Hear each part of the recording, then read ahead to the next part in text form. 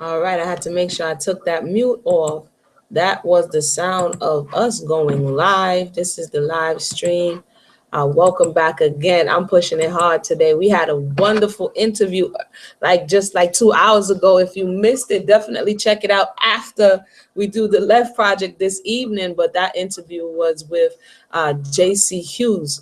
Very interesting because his four parents actually wrote. I have it in the rotation for one of them to read, which is 30 Years a Slave.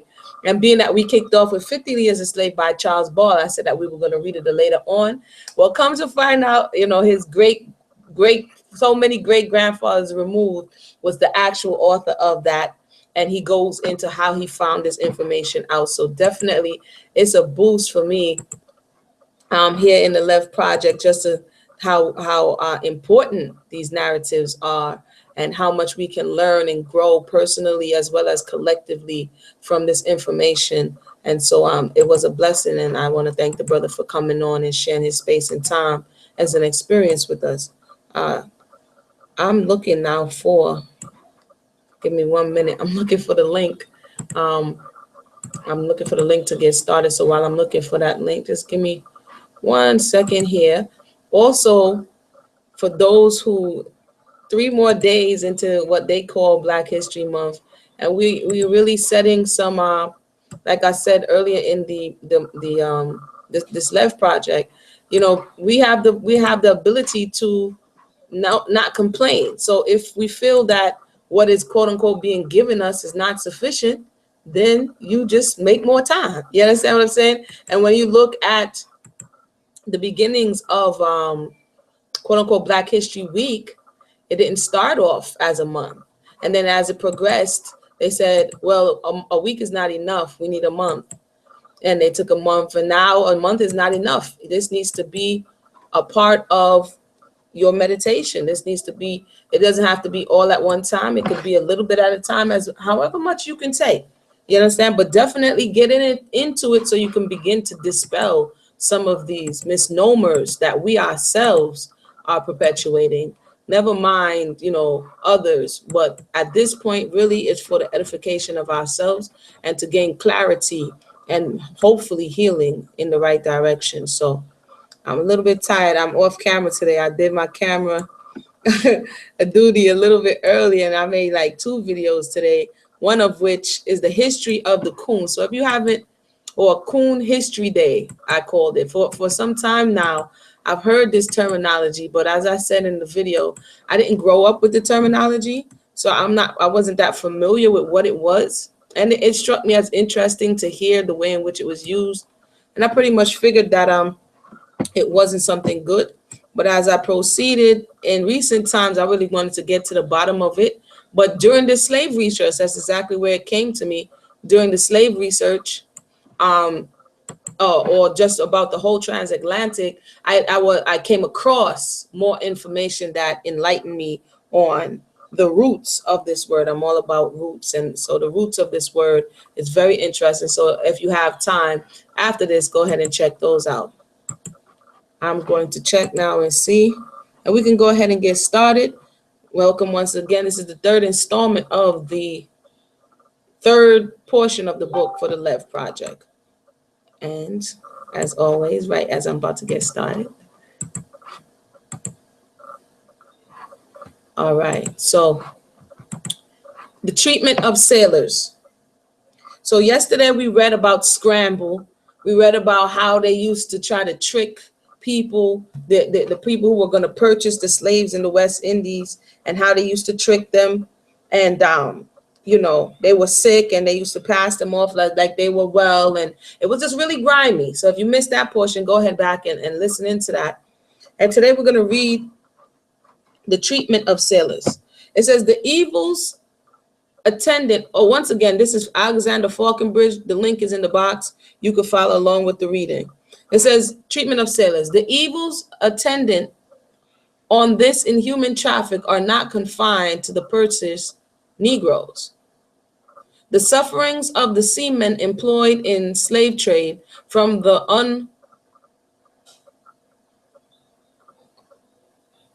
whole unwholesomeness. Sorry, like I said, the F It's kind of throwing me off. The unwholesomeness of the climate and the inconveniences of the voyage, the brutal severity of the commanders, and other causes fall very little short, nor prove in proportion to the numbers, less destructive to the sailors than Negroes. The sailors on board the Guinea ship are not allowed always an equal opportunity. And the sailors on board the Guinea ships are not allowed always an equal quantity of beef and pork with those belonging to other merchant ships. And these articles, they are frequently much stinted, particularly when the Negroes are on board.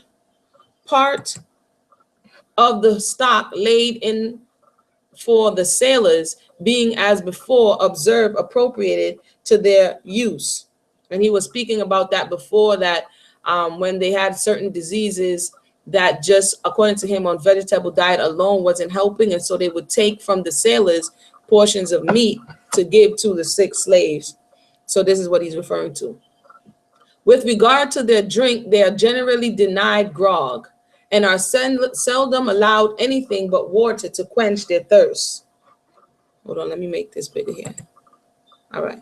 These urges them, when opportunity offers at Bonny and other places on the coast, to barter their clothes with the natives for English brandy, which the Africans obtain, among other articles, in exchange for slaves. So that's interesting. He's like a union rep right now. So he's repping on behalf of the sailors, and he was like, "Oh, if you think the slaves had it bad, the sailors had it bad too." So now he's saying that they would trade their clothes for brandy because they needed strong drink, I guess, to take the edge off. It says here,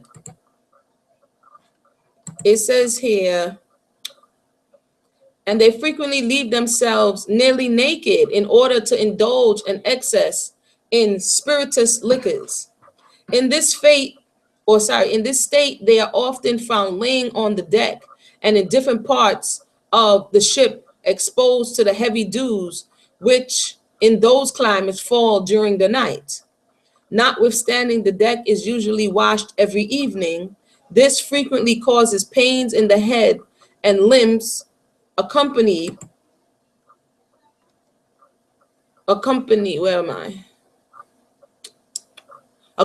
with a fever, which generally in the course of a few days occasions their death. So drunken sailors, basically. The temporary house constructed on the deck affords but an indifferent shelter from the weather, yet the sailors are obliged to lodge under it, as all the parts between decks are occupied by or kept for the Negroes.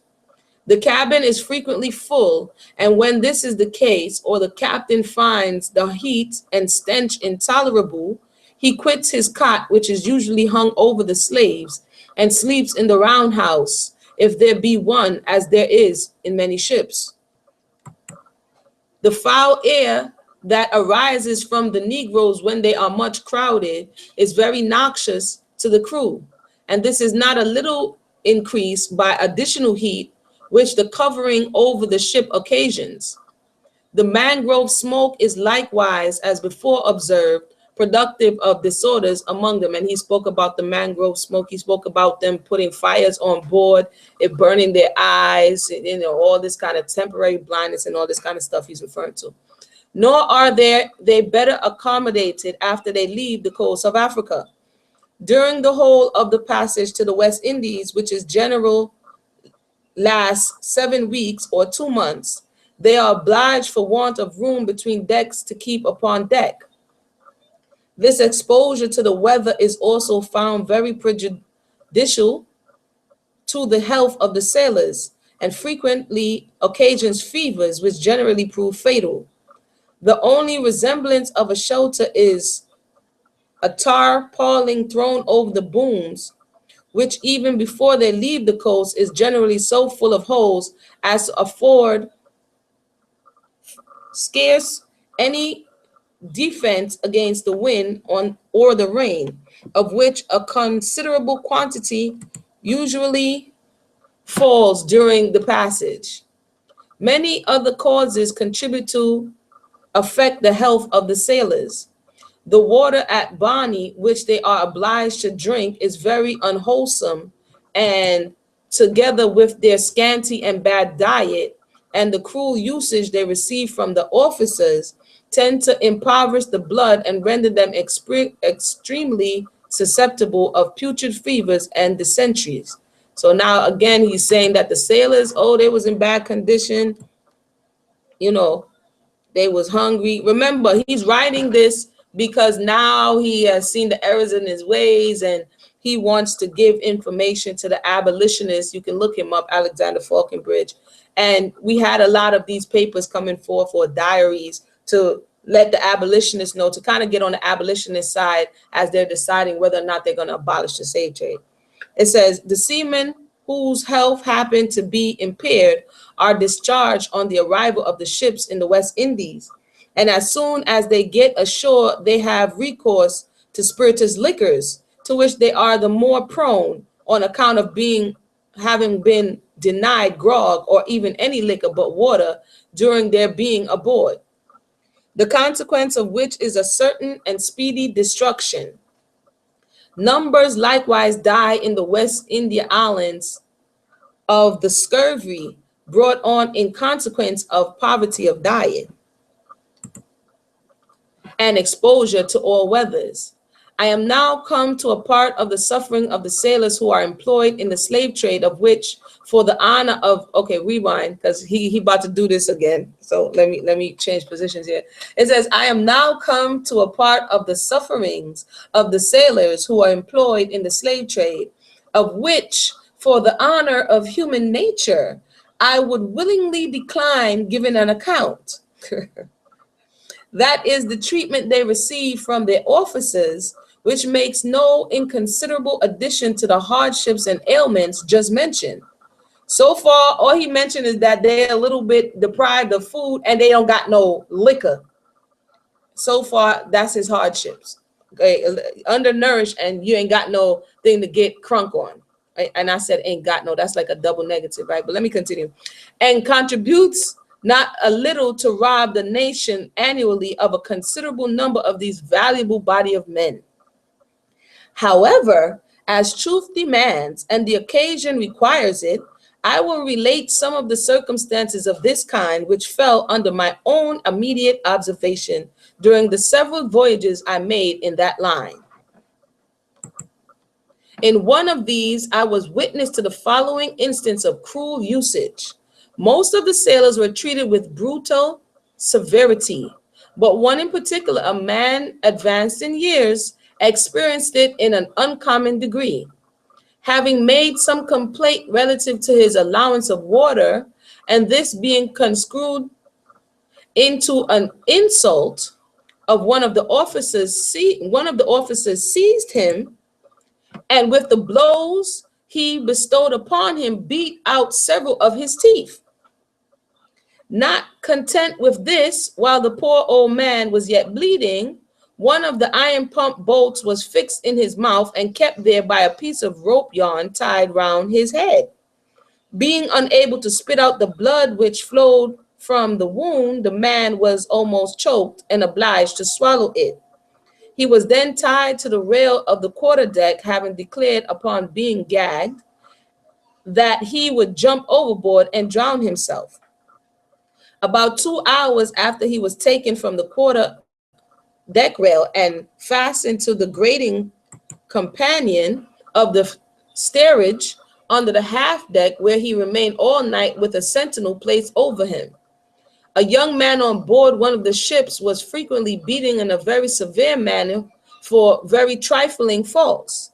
This was done sometimes with what is termed a cat, an instrument of correction which consists of a handle or stem made of a rope 3 inches and a half in circumference and about 18 inches in length, at one of which are fastened 9 branches or tails. That's the cat of 9 tails that we were reading about, I think, in 50 Years in Chains. With 3 or more knots upon each branch, and sometimes he was beat with a bamboo. Being one day cruelly beaten with the latter, the poor lad, unable to endure the severe usage, leaped out of one of the gun ports on the the larboard side of the cabin into the river. He, however, providentally escaped being devoured by the sharks and was taken up by a canoe belonging to one of the black traders then lying alongside the vessel. As soon as he was brought on board, he was dragged to the quarterdeck and his head forced into a tub of water, which had been left there for the Negro women to wash their hands in. In this situation, he was kept till he was nearly suffocated, the person who held him exclaiming with the malignity of a demon, "If you want drowning, I will drown you myself."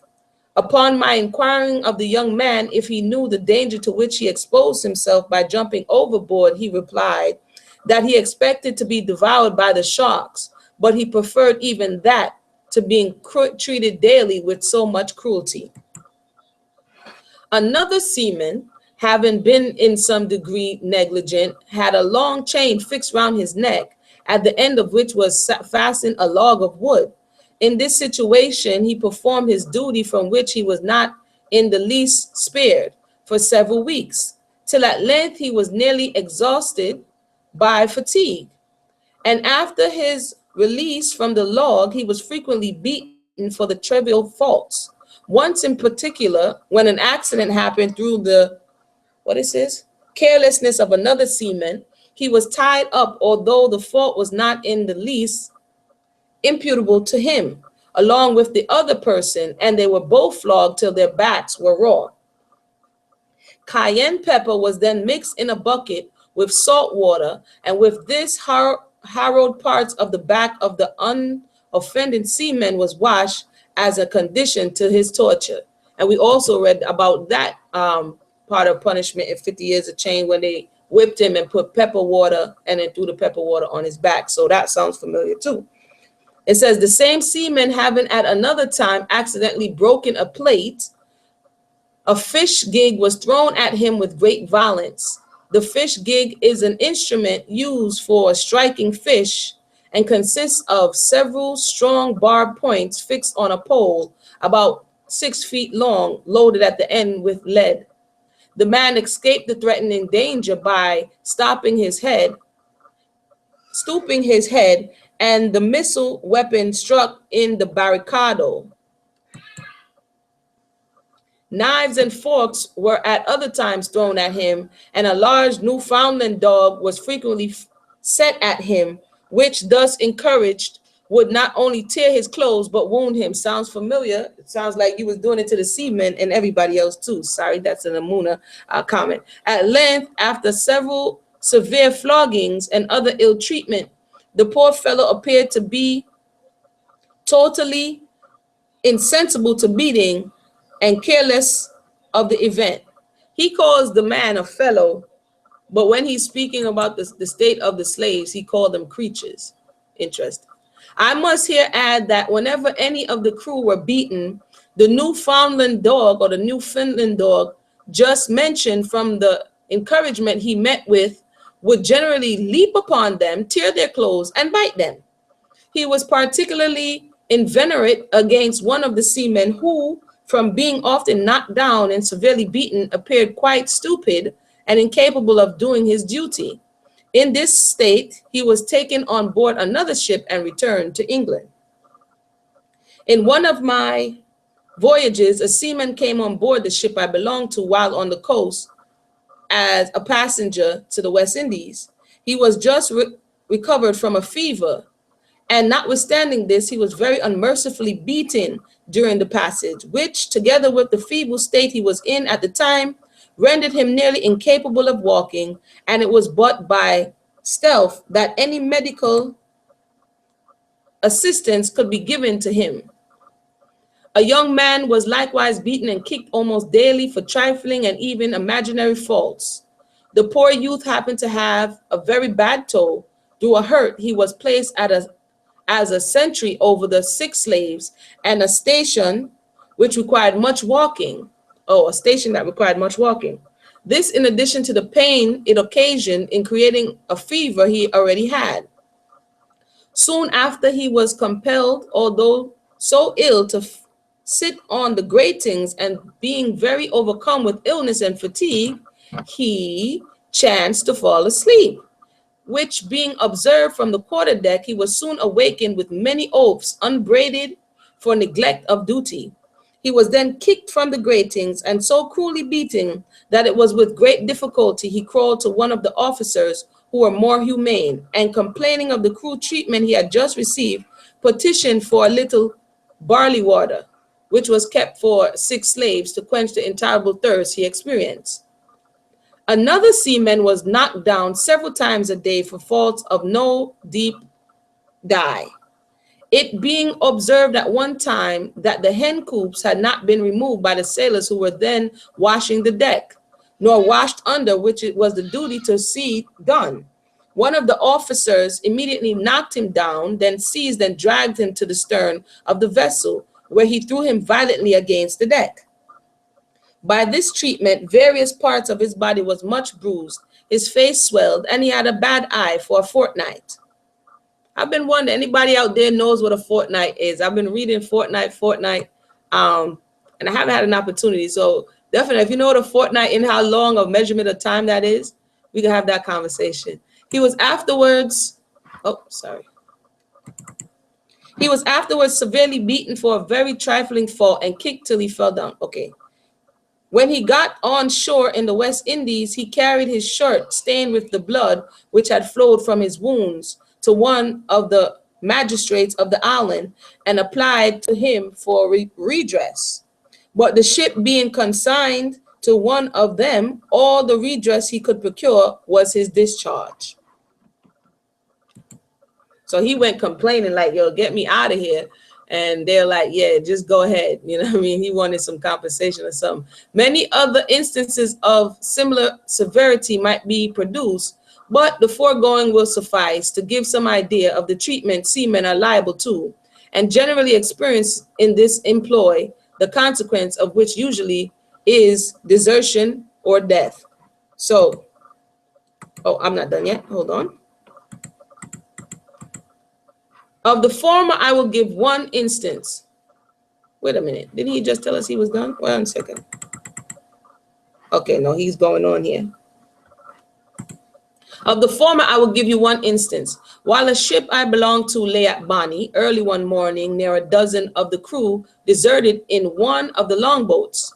They were driven to this desperate measure, as one of them afterwards informed me, by the cruel treatment they had experienced on board. 2 of them in particular had been severely beaten and flogged the preceding day. One of these, having neglected to see the arms of the ship were kept fit for use, was tied up to the mizzen shrouds, and after being stripped very severely, flogged on the back. His trousers were then pulled down, and the flogging was repeated. The other seaman, who was esteemed a careful, cleanly, sober fellow, had been punished little less severely, though it did not appear that he had been guilty at the time of any fault. It is customary for most of the captains of the slave ships to go on shore every evening to do business with the black traders. Very interesting. He says the captains went on shore to do business with the black traders. Let's see here. I missed my spot. 1 second. Oh, there we go. Upon these occasions, many of them get intoxicated, they get crunk, and when they return on board, give proof of their inebriation by beating and ill-using some or other of the crew. This was the present case. The seaman here spoken of was beaten without any reason being assigned, with a knotted bamboo for a considerable time, by which he was very much bruised, and being before in an ill state of health, suffered considerably. He goes on to say, irritated by the ill uses which all of them in their turn had experienced, they resolved to attempt to escape, and effected early in the morning. The person on the watch discovered that the network of the main deck had been cut, and that one of the long boats was gone. Like they like, yo, we out. And upon further examination, it was found that near a dozen, 12 of them, of the seamen were missing. A few hours after, the captain went into the cutter in pursuit of the deserters, but without success. On my return to England, I received from one of them the following account of their adventures during the undertaking. When they left the vessel, they proposed going to Old Kalabaw, being determined to perish rather than to return to the ship. And all the provisions they took with them was a bag containing about 1/2 weight of bread, half a small cheese, and a cask of water of about 38 gallons. They made a sail of a hammock and erected one of the boat's oars for a mast. Thus, slenderly provided, they dropped down the river of Bonny and kept along the coast. But mistaking one river for another, they were seized by the natives, who stripped them and marched them across the country for a considerable distance to the place to which they themselves intended going. During the march, several were taken ill and some of them died. Those who survived were sold to English ships which lay there. So they ran away from their own ship, went to the next side, got captured, and then taken back to a ship.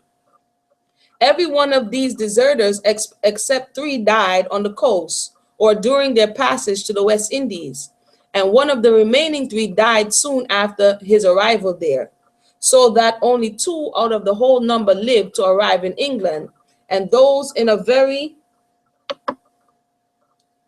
infirm state of health.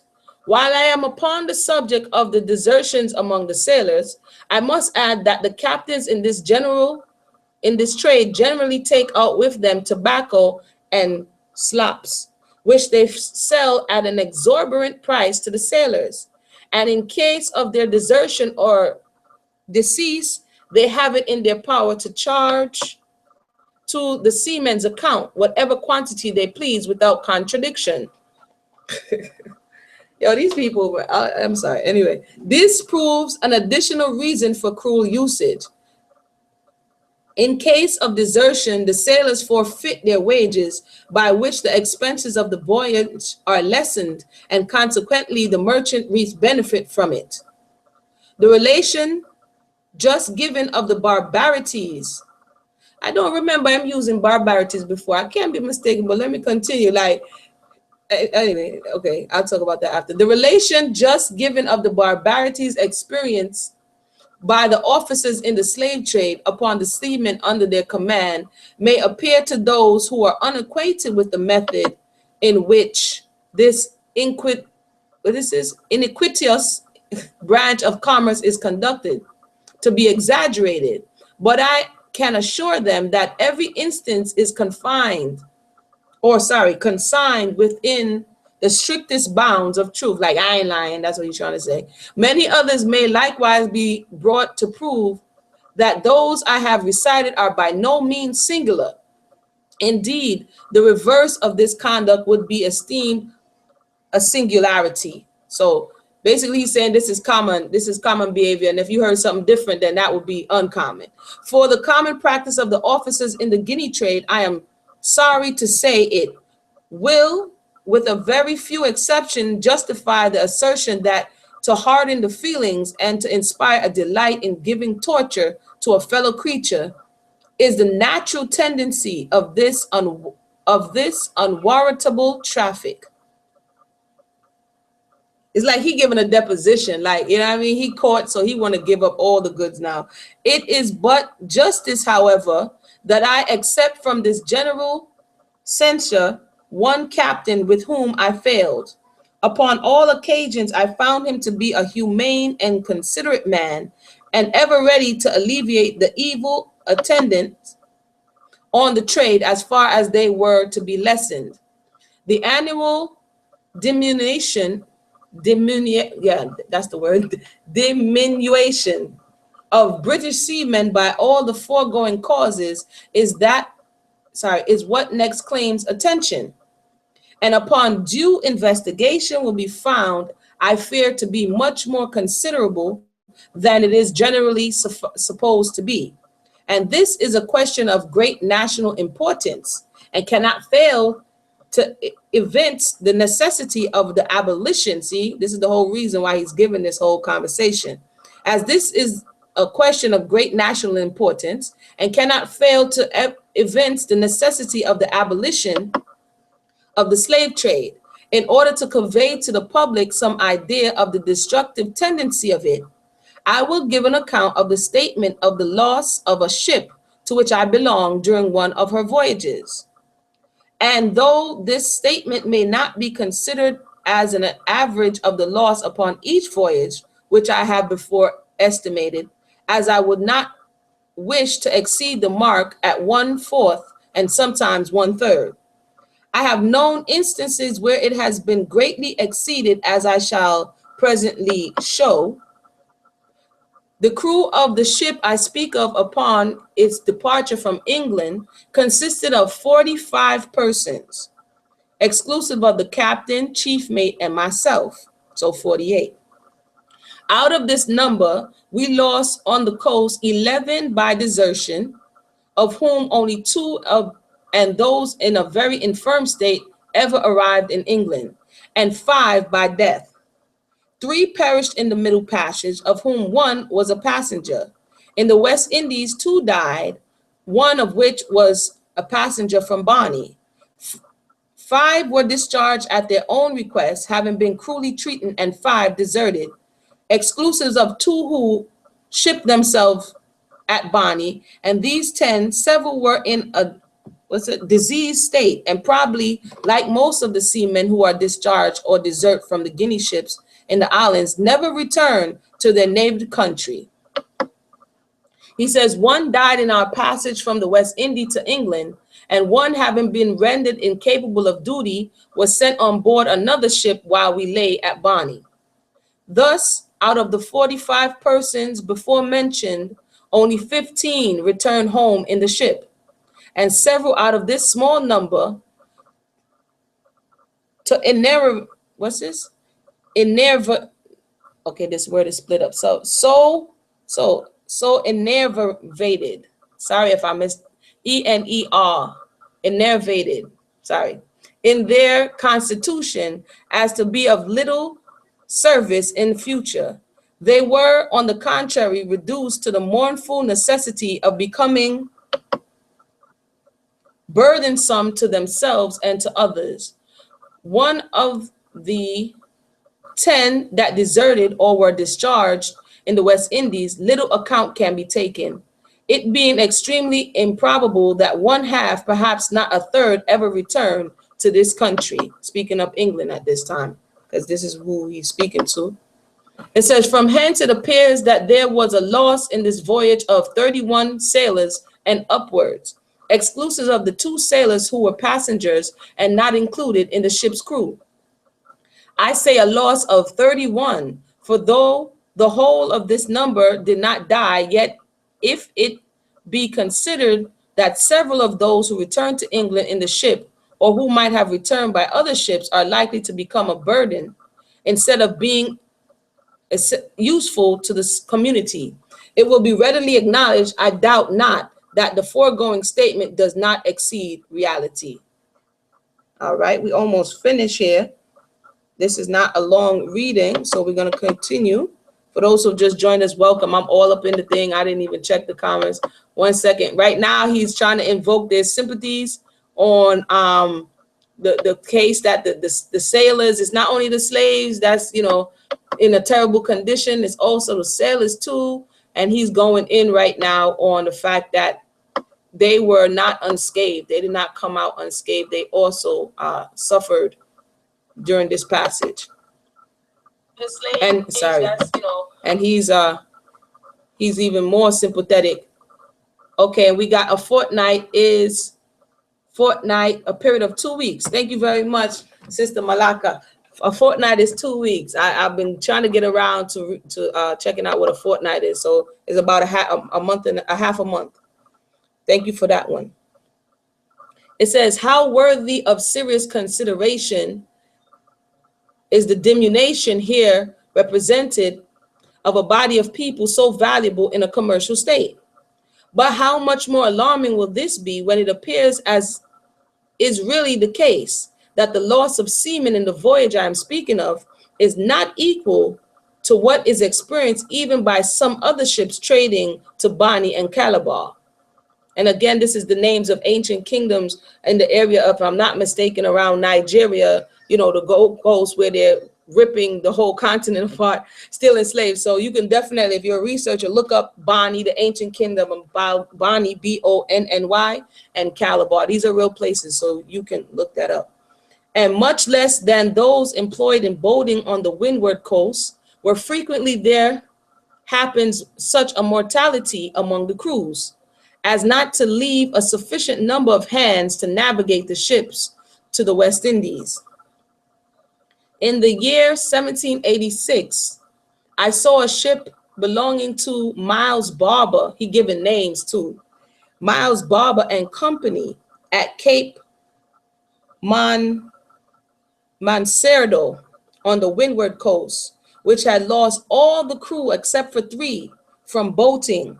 And he's going to tell you why, like he be telling you what these little terms are. So he says, boating, a practice that proves extremely destructive to sailors by exposing them to the parching sun and heavy dews of Africa for weeks together, while they are seeking for Negroes upon the rivers as before described. And again, if you missed that, he talks about how they acquired or procured the slaves.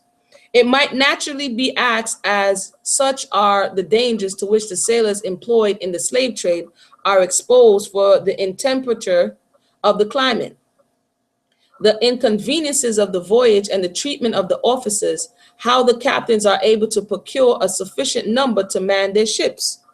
I answer that it is done by a series of finesse and imposition, added not only by allurements, but by threats. So basically he's like, yo, how do you get to, when the word is out, how do you convince these so-called sailors to go on your voyage? So he's about to go on how they convinced them to get on board, which I found interesting. He says, there are certain public houses in which for interested purposes, the sailors are trusted and encouraged to run in debt. To the landlords of these houses, the captains apply. They got a scheme going on. And a certain number being fixed on, the landlord immediately insists upon their entering on board such a ship, threatening in case of refusal to arrest and throw them in prison. At the same time, the captain holds out the allurement of a month's pay in advance above the ship in any other trade, and the promise of satisfying then their inexorable landlords. Thus terrified on the one hand by apprehensions of a prison, and allured on the other hand by the promised advance, they enter.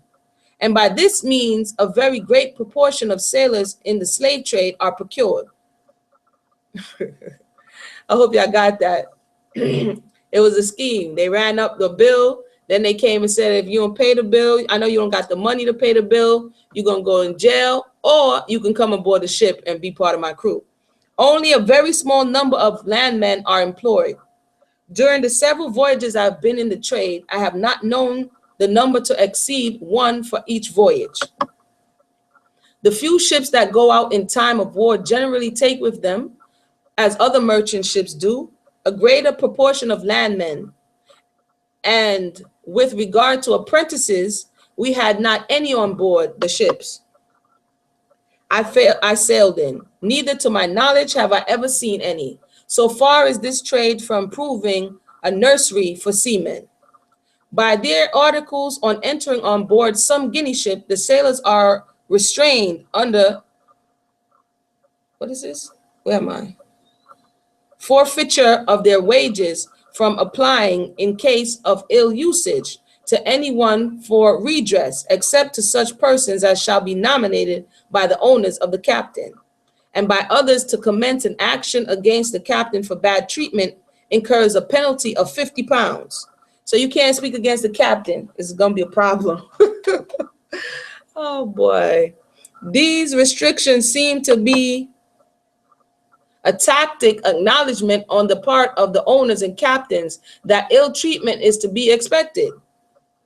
Having stated the foregoing facts relative to the nature of the destructive and inhuman traffic, I shall leave those whose more immediate business it is to deduce the necessary conclusions, and shall proceed to give a few cursory observations of those parts of the coast of Africa already referred to, confining myself to such as tend to elucidation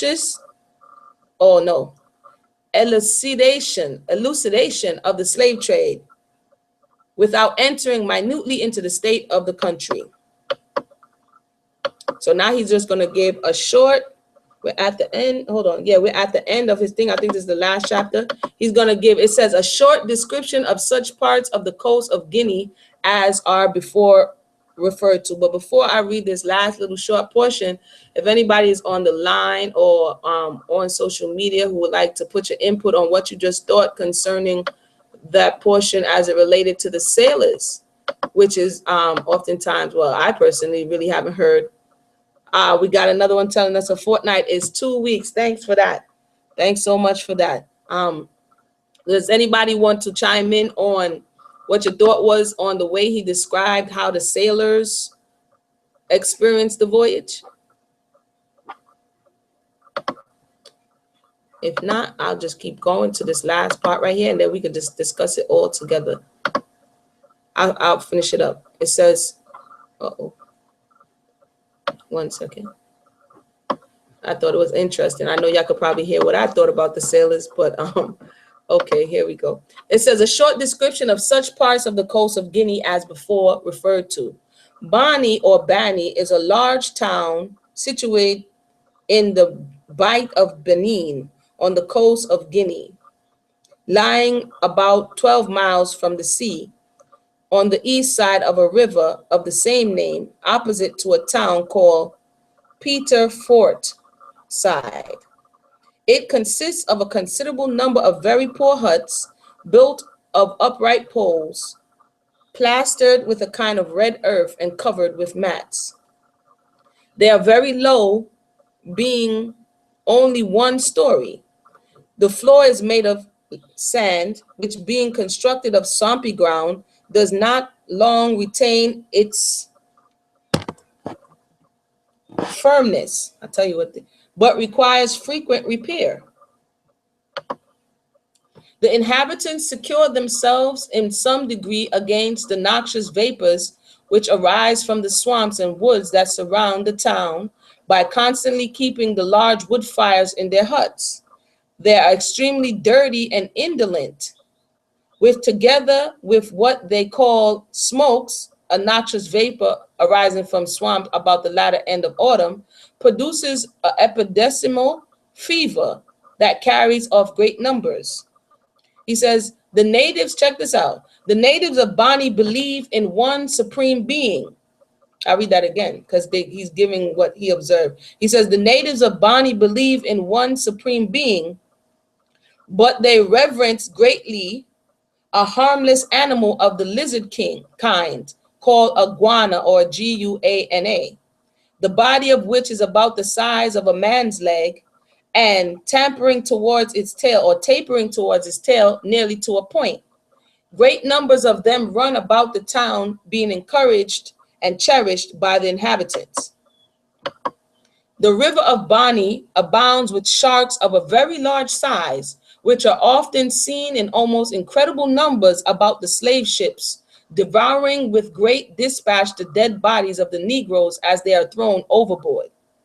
The bodies of the sailors who died there are buried on a sandy point called Bani Point, which lies about a quarter of a mile from the town. It is covered at high water, and the bodies are buried but a small depth below the surface of the sand. The stench arising from them is sometimes very noxious. The trade of this town consists of slaves and a small quantity of iron and palm oil, and the latter of which the inhabitants use as we do butter.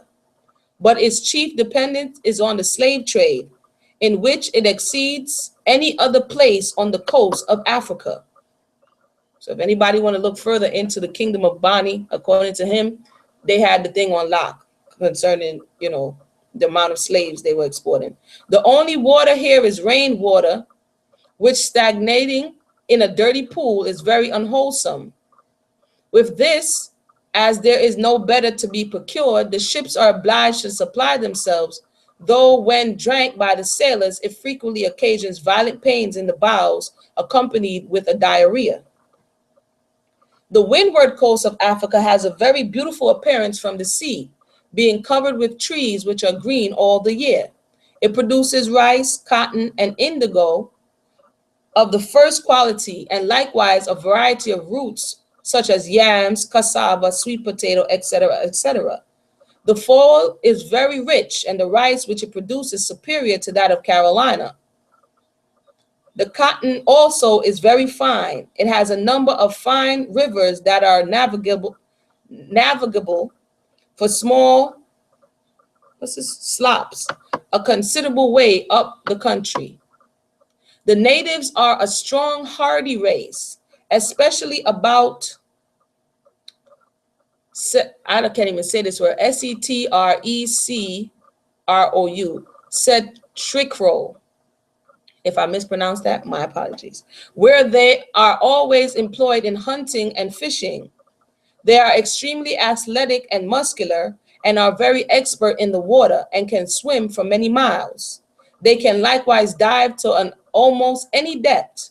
I have often thrown pieces of iron and tobacco pipes overboard, which they have never failed bringing up in their hand.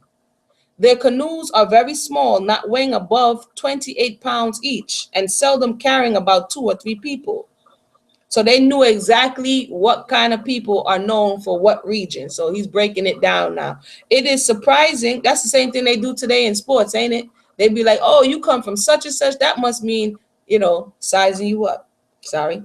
It is surprising to see with what rapidity they paddle themselves through the water, and to what a distance they venture in them from the shore. I have seen them 8 or 9 miles distant from it. In stormy weather, the sea frequently fills them, with the persons in them seem to disregard. When this happens, they leap into the sea, and taking hold of the ends of the canoe, turn her over several times till they have emptied her of the chief part of the water.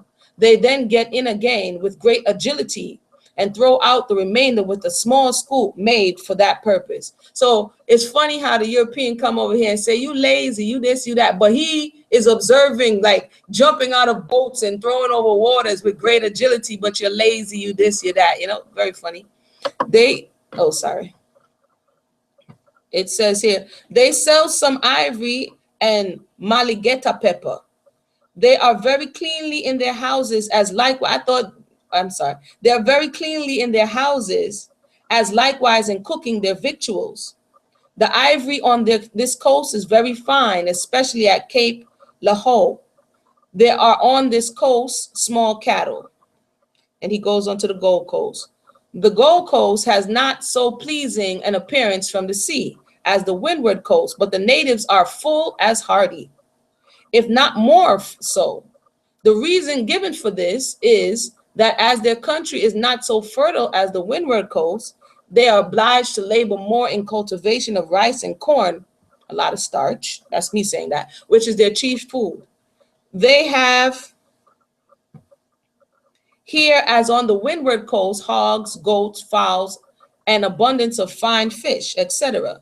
They are very fond of brandy and always get intoxicated when it is in their power to do so. They are likewise very bold, resolute, and insurrections happen more frequently among them. So he's talking now about those of the Gold Coast. They don't really go for it very well when on shipboard than amongst the Negroes of any other part of the coast. The trade here is carried on the means of gold dust, for which the Europeans give them goods such as pieces of Indian chinks, basts, romels, gunpowder, tobacco, brandy, pewter, iron, lead, copper, knives, etc., etc. After the gold dust is purchased, it is again disposed of to the natives for Negroes. Their model of reckoning in this traffic is by ounces. Thus, they say they will have so many ounces for a slave. And according to the number of ships on the coast, the price of these differ. So this is like some real stuff going on right here. The English have several sorts of the Gold Coast. Sorry, that wasn't an F this time. It was an F this time. The English have several forts on the Gold Coast, the principal of which are Cape Corse and Anabo, Anamaboe, if you want to look it up. The trade carried on at these forts is bartering for Negroes, which the governor sell again to the European ships for the articles before mentioned. The natives, as just observed, are a bold, resolute people. During the last voyage I was upon the coast, I saw a number of Negroes in Cape Corse Castle, some of whom were part of the cargo of a ship from London, and on whose crew they had risen, and after killing the captain and most of the sailors, ran the ship on shore. But in endeavoring to make their escape, you ready? So the insurrection, they took back the ship, and it says, but in endeavoring to make their escape, most of them were seized by the natives and resold. 18 of these were purchased for Governor Mergue. The Dutch have likewise a strong sort of this coast called Elmina. Elmina, and you can look that one up too, where they carry on a considerable trade for slaves. The principal places of trade for Negroes are Bonny and Kalabaw. The town and trade of Bonny I have already described. The Kalabaw is nearly familiar or similar. The natives of the latter are of much more delicate frame than those of the Windward and Gold Coast. The natives of Angola are the mildest and most expert in mechanics of any of the Africans. That's interesting. Their country is the most plentiful of any in those parts and produces different sorts of grain, particularly calavances, of which they seem, when on shipboard, to be extremely fond. Here are likewise hogs, sheep, goats, fowls, etc. in great abundance, in so much that when I was at the river Ambris, we could buy a fine fat sheep for a small keg of gunpowder, the value of which was about 1 shilling and 6 pence sterling. They have also great plenty of fine fish. I have often seen turtle caught while fishing with a net for other fish. They have a species of wild cinnamon, which has a very pungent taste in the mouth. The soil seems extremely rich and the vegetation luxuriant and quick. A person might walk for miles in the country amidst wild jasmine trees. He says the Portuguese have a large town on this coast named St. Paul's, the inhabitants of which and of the country for many miles round profess the Roman Catholic religion. They are in general strictly honest. The town of St. Paul is strongly fortified, and the Portuguese do not suffer any other nation to trade there. That's interesting to learn about the Portuguese as I'm studying, because they had the thing on lock, and you had to pay homage to the Portuguese to be able to, you had to get a traffic or trading license that they called Acentos de Negros. I think I spoke about it before, look that up. And you had to kind of pay them money as well as pay the king's money. So that's the end of the reading of that portion of his diary. That was Alexander Falconbridge giving us a lot of clues that one could really pick up and learn more about what was really going on. So that was the end of that. I did say we was going to finish before the end of the week. I have another short one, and then we're going to read a longer account. And so definitely, if anybody has anything to say at this time, feel free to do so. Peace, sister. I'm back. Aha! Shalom, brother. Welcome, Shalom, welcome. shalom. I wanted to give a little background history because you asked about Old Kalabaw and where was it Okay. at. Old Kalabaw is in the southern region of present-day Nigeria. It's west of Owerri. It's west of Owerri. The people in Kalabaw, the ancient people, they call themselves the Efik people, EFIK, the Efik people, and according to them, they migrated from Canaan in around 83 BC. And if you do the etymology of the name Efik, you also find his name in the Bible as APHEK. It was a territory of Ephraim, and also before Ephraim, the Philistines. Um, they not no other researchers outside of them. They claim to be the tribe of Ephraim. Even during the time period that the slave trade was going on, they had a chief. His name was Duke Ephraim, spelled that exact same way. And they also, when they settled in Old Kalabaw, they broke their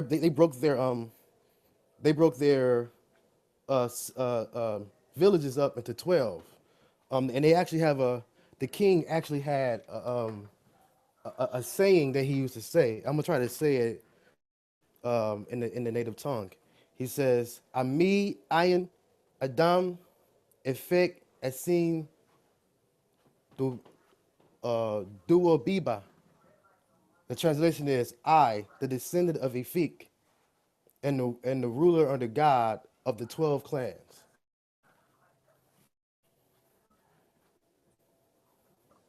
Wow, wow, wow. I'm gonna have to go. I'm gonna have to go back and and write that stuff down because They have an actual website. I'll that- inbox you the website. They have an actual the Efik people have an actual website because they have a society, like a social club kind of, and it gives you the history of their migration and stuff like that on the website.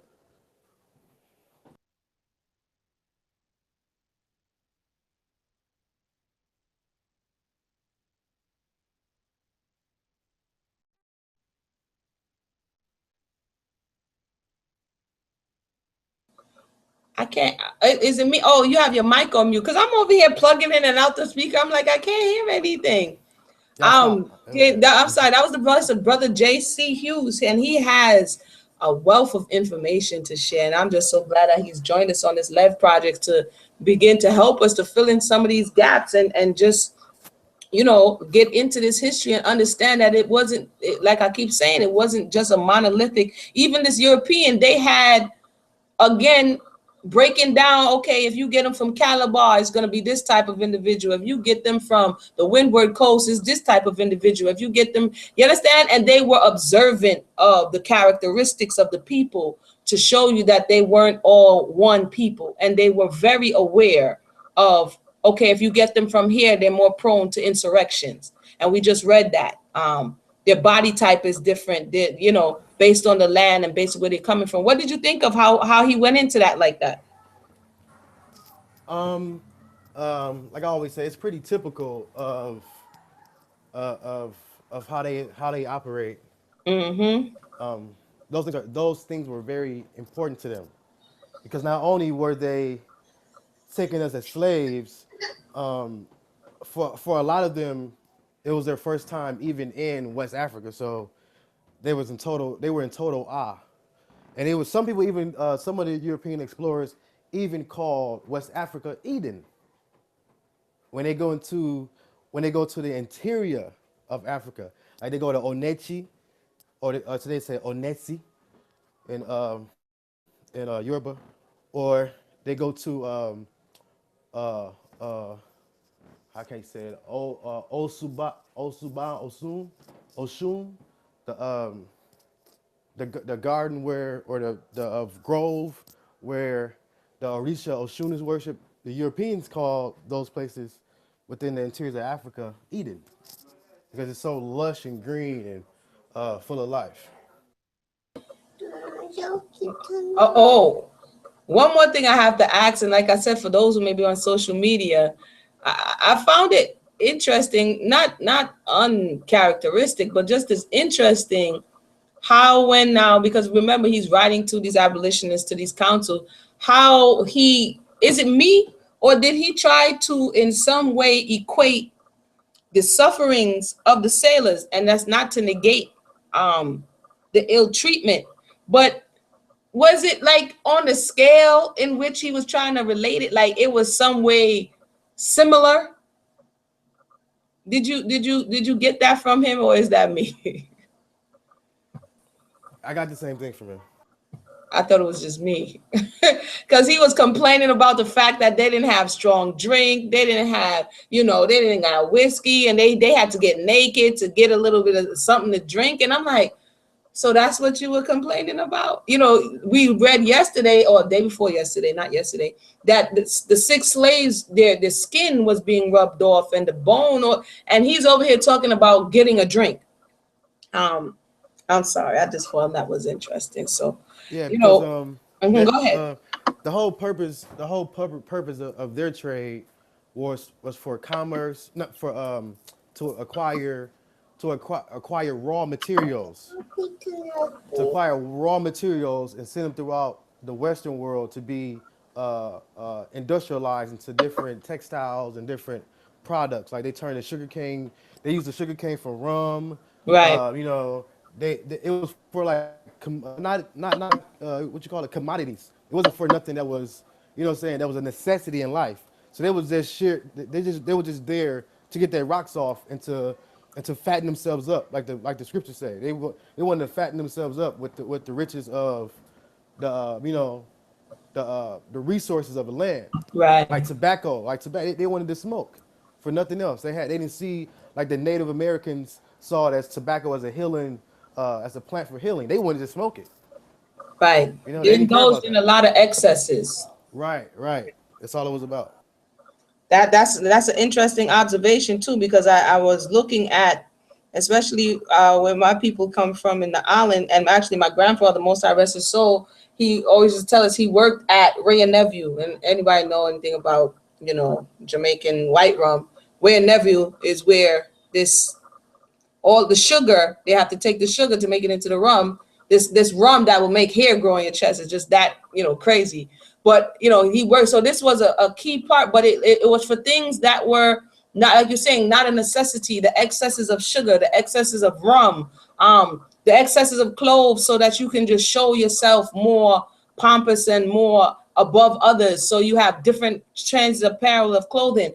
I mean, that's a different subject, but when you look at that, they didn't even want to clothe the slaves who were picking the cotton, who was spinning the yarn, who was making the clothes. And once a year, in many of the narratives I'm reading, once a year were you allowed a suit of clothing. And even if you were a boy or a girl, you wore kind of like a dress kind of thing. You understand what I'm saying? And you were in the field with these clothes all day, all night, and most of the time your literal clothes was your blanket. All right. My uncle Fountain actually said the exact same thing in his narrative. He said that he didn't have a pair of shoes Yeah. until he was 12. Yeah.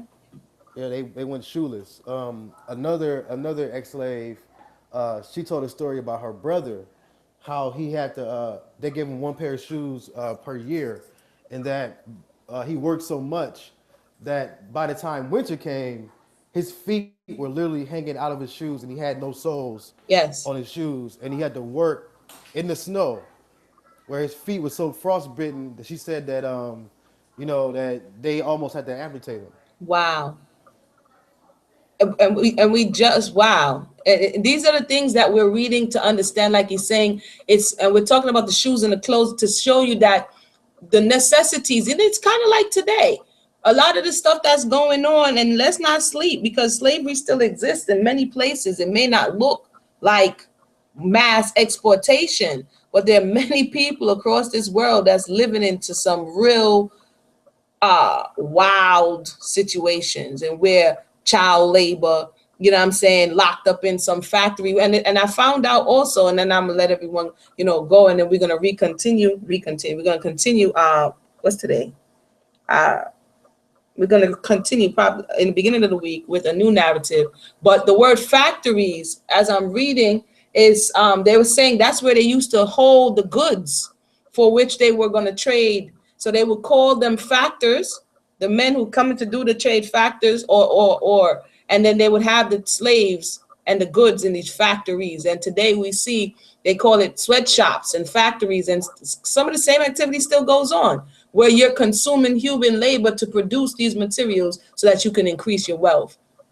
Very, very interesting stuff. Nothing much has really changed, as we can see, but I want to thank everybody for tuning in. I hope you enjoyed that. If you want to look at it yourself, it is on Google Books. I put the link in the box. That one is the name of Alexander Falconbridge. We're going to check out another short one. His name is John Babbitt.